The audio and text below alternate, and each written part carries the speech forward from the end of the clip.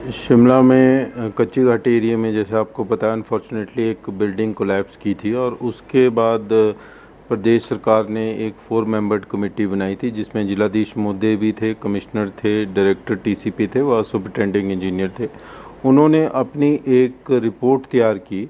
और ये report mainly based थी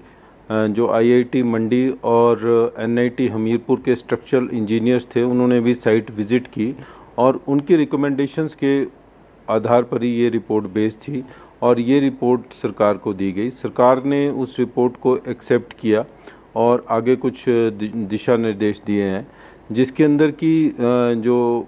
4 बिल्डिंग्स पास में थी उसमें एक बिल्डिंग काफ़ी जो डैमेज हो गई थी उसको तो डिमोलिश करने के ही आदेश दिए गए हैं। एक साथ में नीचे नारायण बिल्डिंग थी, उसके अंदर ब्रिज को दोबारा से बनाने के लिए उनको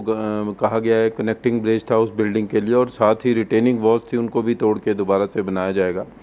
ऊपर जो 2 बिल्डिंग्स थी, हरी पैलेस है और पूजा कॉटेज है, उसमें भी डिमोलिशन की बजाय प्रोटेक्टिव मेजर्स लेने के लिए उनको निर्देश दिए गए हैं, जिसमें कि उन्होंने जो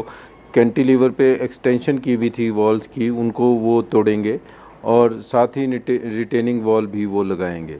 इसके साथ साथ सरकार ने एक निर्देश ये भी दिए कि जो एडजॉइनिंग बिल्डिंग्स हैं उनका सेफ्टी ऑडिट करवाया जाए और उसके लिए भी एक कमेटी का गठन किया है जिसमें कमिश्नर एमसी शिमला हैं, रिप्रेजेंटेटिव ऑफ